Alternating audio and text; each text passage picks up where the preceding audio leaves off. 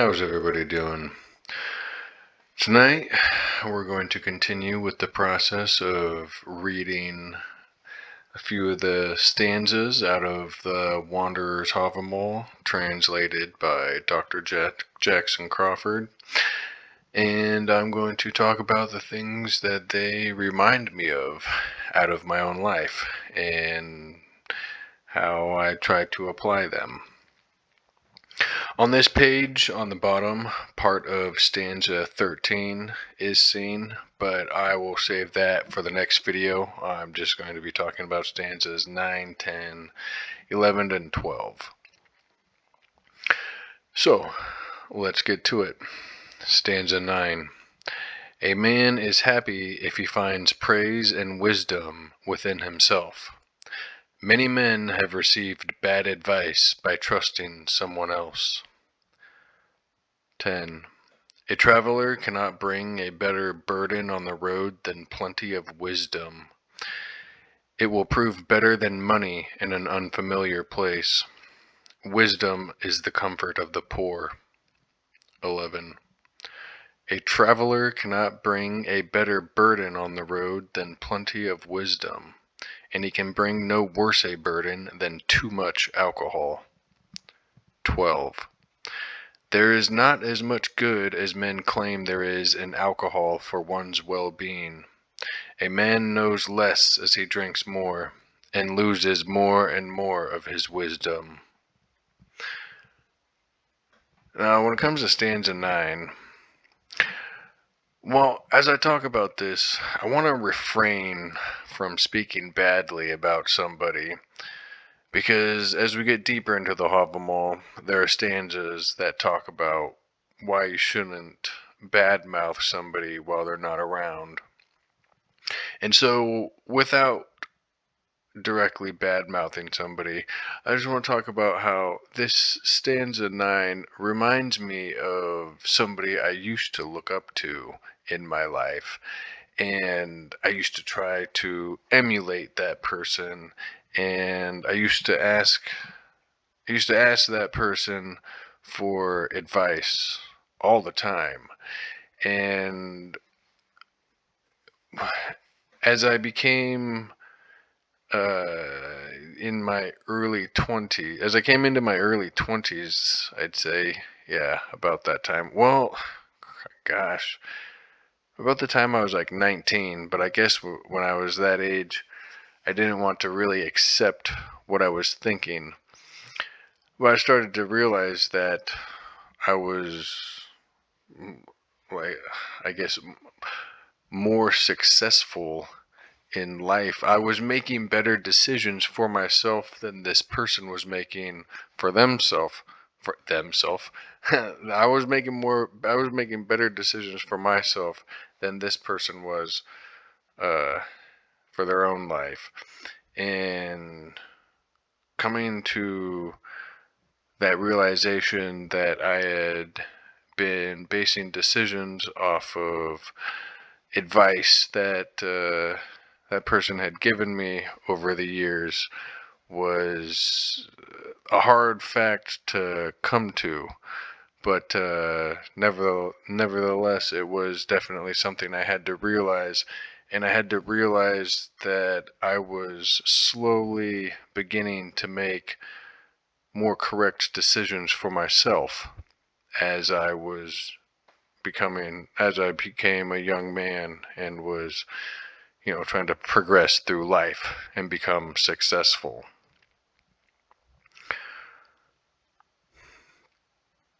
Stanza 10 here, it reminds me sometimes, a stanza will remind you of something different every time you read it. But oftentimes, this reminds me of when I was in Iraq, and the first couple of times I went to a bazaar, and I was like buying things, and you can like haggle on prices for anything. Even when you walk into like a little corner market store that's like a 7-Eleven, there'll be a price tag on something, but if you want to haggle for it, you can. And like when I first got there, I would just pay whatever they said the price was. And I don't exactly remember what happened to made me think of it, but after a while, all of a sudden, I just started lowering the price. Like somebody would suggest a price for something, and I would immediately drop an offer that was like one quarter of what they suggested, and then there'd be some back and forth haggling, and I would make sure never to pay more than half of their original price. And I always figured that they were trying to get at least half, and I was always like, bro, like I'm not gonna pay full price for what you asked, and I'm gonna haggle with you, and and and then after a while of doing that, uh started getting really good prices on things. And I think I was like nervous to do it at first because I thought I was gonna piss people off, but I never got into any kind of verbal altercation with some dude while I'd be trying to haggle prices over anything. Um, I mean, I always left deals with anybody that I was buying something from on good terms, and we'd be like smoking hookah and drinking afterwards. But yeah, that stanza 10 reminds me of haggling for prices on things while I was in Iraq sometimes. Stanza 11. Stanza 11 reminds me of when I first joined the military, and this sergeant who was like doing my in processing after I got out of basic training in AIT, and I show up to my unit, and he's like entering me into the computer system, like with my CAC card and everything. And then and this is the National Guard. And so he's like, "You're not like a pothead or anything, are you?" I was like, no, like, I just kind of started laughing. And he's like, "Well, do you drink?" I was like, yeah, sure, yeah." And he's, oh, wait, no, I think specifically, what did I say? I think I said like a fish, just to be like funny or something. And he's like, "Oh man, yeah, and then you're gonna fit in just fine." And I thought it was funny how much he was like suggesting to me to drink, like the fact that I could drink a lot, or I did drink a lot, or I was okay with drinking a lot, would somehow help me within within my time of being in the military. And like it reminds me of being on my deployment and then like coming back from my deployment. And I mean, it reminds me of my teenage years, and it reminds me of my my friends throughout my 20s and stuff that weren't in the military at all, and it seemed like everybody always had a reason to drink alcohol, or that was separate from just drinking to have a good time. It we were we were all using it for other reasons, and the way that I know that's true is because a fair amount of my friends are either homeless or dead now. Um, and the ones that are homeless are now, you know, addicted to far worse drugs, and I haven't seen them in a handful of years.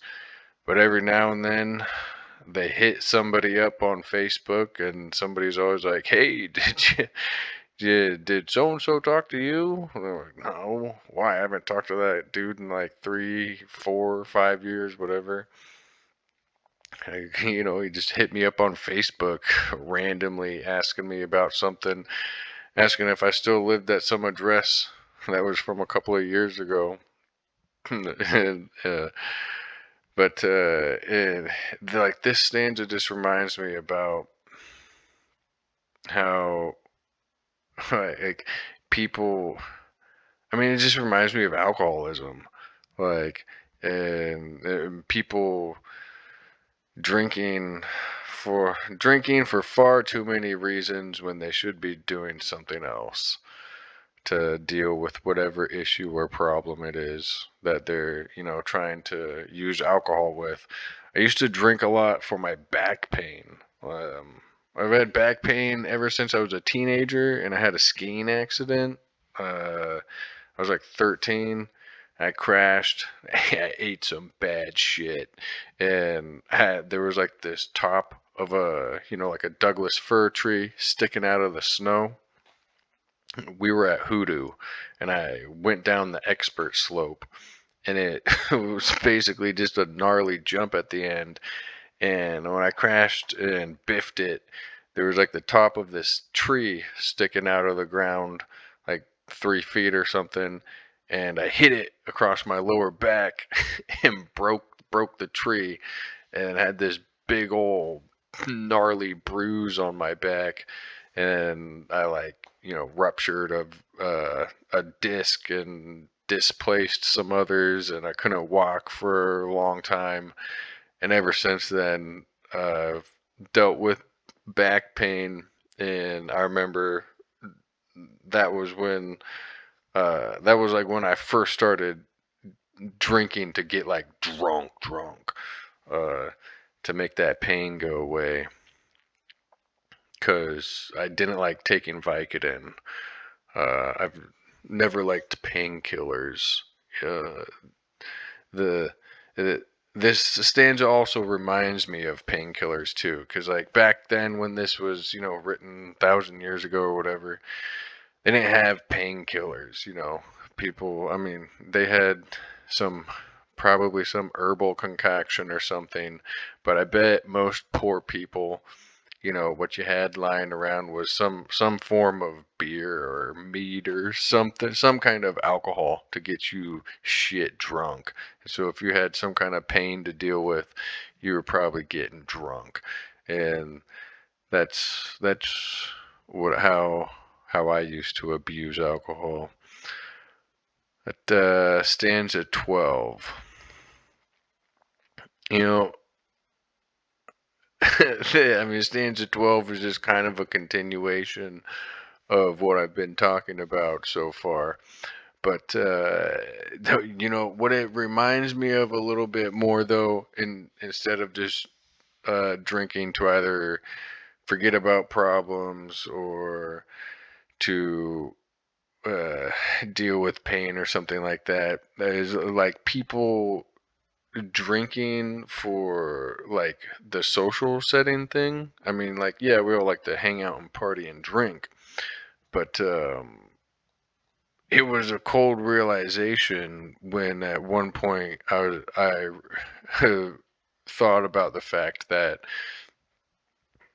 I hadn't done anything social without drinking for like 10 years or something like that, because I was like in my mid 20s when I was thinking about that. And like, man, I got like some kind of problem. Probably have a problem if I can't go to a rock show or go hang out at somebody's barbecue, or if I can't invite my brother and my friends over just to play some video games or watch a movie or have a fire outside or something to hang out. If I can't do any of that without drinking beer or alcohol or something like that, then probably got probably got a problem. And if I think I need it because it makes the act of socializing better, like conversing with people, gosh, that's probably even worse, because like this whole thing, you lose more and more of your wisdom. Like, listening to a drunk person talk is so annoying. I mean, we've all been there, and we've all been that person too, where you just wish somebody would stop talking because nothing they're saying is making sense.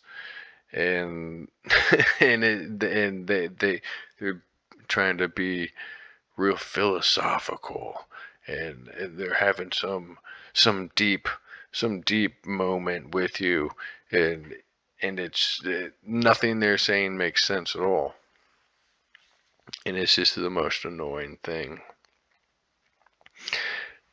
And and I mean, there's no reason to make this any longer than it needs to be, but I'm gonna go get ready for bed. I hope you guys have a good night, and I'll be seeing you tomorrow.